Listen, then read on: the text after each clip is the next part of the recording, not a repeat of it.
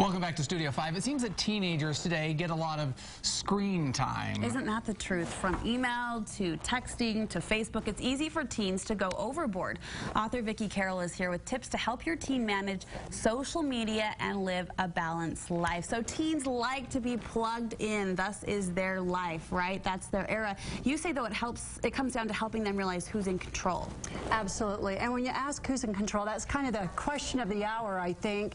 It boils down to that the teens are in control a lot more than we think, simply because mom and dad can't be with them 24/7 to monitor their behavior. So what's critical is to teach them the importance of controlling technology and not allowing technology to control and consume them. You know, we talk about teenagers. I have a 7-year-old who spends way more screen time. I mean, everybody in the family has more screen time than I'd like to. And as you mentioned, I'm not there all the time, and we can't always be supervising it. What do you think is the biggest challenge to helping these kids sort of gain control and be able to do this themselves?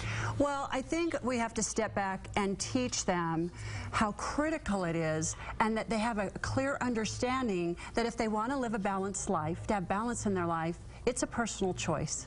It really comes down to choice. That self-discipline plays in as well, that they have the control to turn it off, to choose when they turn it on. And you say also there's a lesson to be learned in how adults and parents use technology in their lives. Oh, absolutely. So we want them to have the control, to exercise self-control, but they look to parents as role models.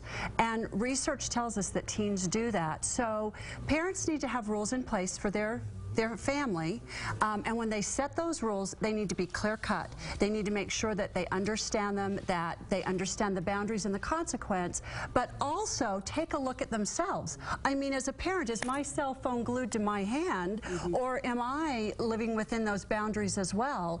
Because we speak volumes to our kids through our examples. And you know, a scenario of this might be that dad is driving with his teenage son, and a family rule is no cell phones while driving.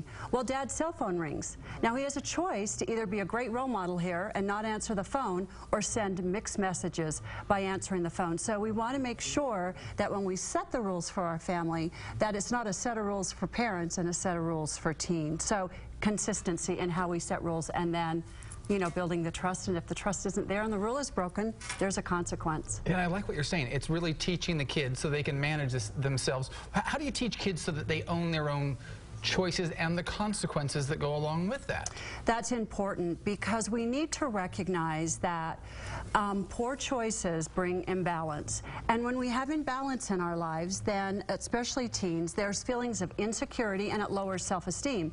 So in order to reverse that negative cycle, we want to teach them to own the choice and own the consequence. Your teenage daughter comes home from school and tells you that she has to do a detention on Saturday. Well, mom's first question is, why a detention? Well, she tells you that she broke the rules. Basically, she was caught texting during math class. A great opportunity to teach her daughter that she needs to own the choice. She knew she was breaking the rule. She got caught, so she needs to own that consequence. What that helps her do is take control, learn from a mistake, and then do things differently. It's all about ownership. She has just herself to blame. It's really easy to log on to websites, Facebook, Pinterest, whatever, and you sit at your computer, and I'm speaking from personal experience, hours can go by. You get lost in the time, so I can see that would translate to the teen schedule as well. How can you help them manage that time in a smart and wise way? Well, I think there's two things. We need to make sure that they understand to plan ahead and to not procrastinate. And so in order to teach them to manage their time, they have to be allowed to manage their time, even if they make mistakes. So you might observe your son who turns off the television, stops playing a video game to work on an English paper, to tell you a week later that he got an A on the paper. Take time to reinforce and applaud positive behavior.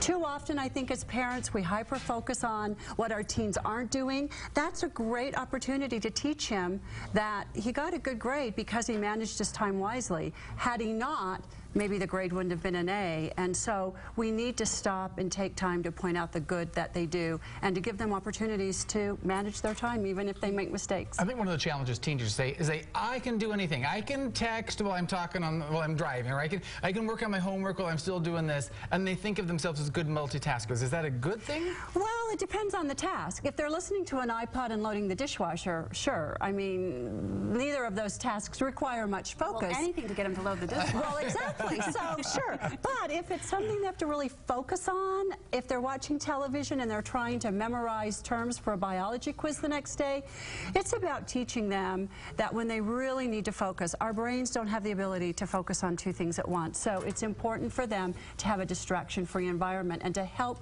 them establish that. Turn off Facebook, turn off cell phones, and help them so that they can be focused when they need to be. Vicki, great advice, and I think the aha here, no matter how many rules you set for said screen time, it really is up to the teen to make that decision in the end. They control it. Don't allow technology to control them. Thank you so Empower those kids. Absolutely. Go for it. All right, when